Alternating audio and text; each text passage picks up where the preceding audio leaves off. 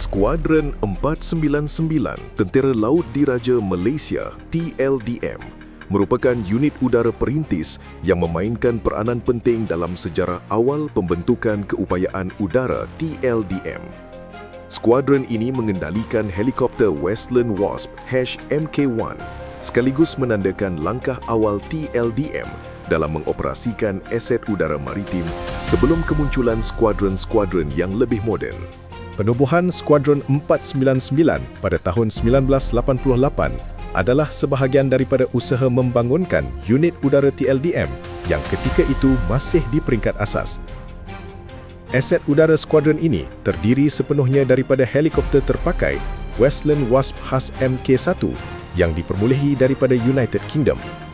Walaupun berstatus pesawat terpakai dan terhad dari segi teknologi, helikopter Wasp menjadi platform latihan utama yang amat bernilai dalam membentuk asas ilmu penerbangan, operasi dek kapal serta integrasi udara laut dalam TLDM.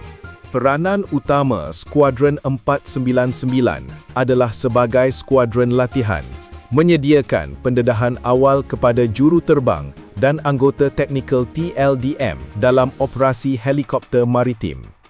Sepanjang perkhidmatannya, skuadron ini telah banyak terlibat dalam pelbagai tugas operasi, eksersis dan misi sokongan, termasuk bantuan kemanusiaan kepada agensi luar.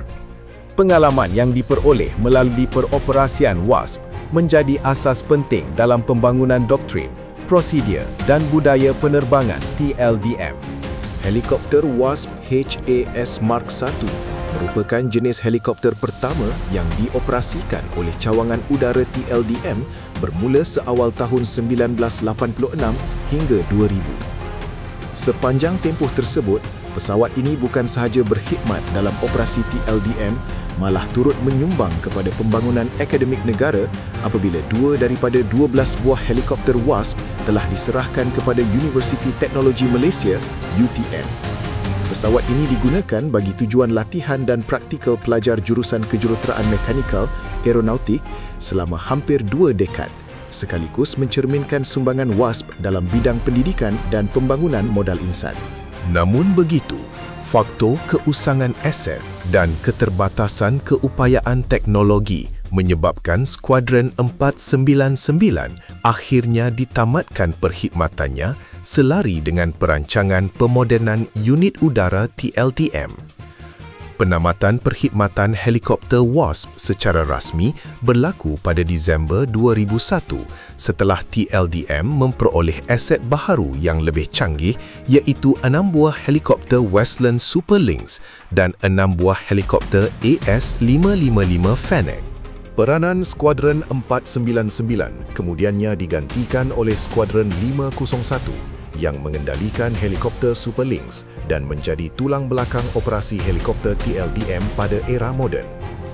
Walaupun skuadron ini telah dibubarkan, nombor Skuadron 499 kekal diingati sebagai tanda penghormatan kepada jasa dan sumbangannya.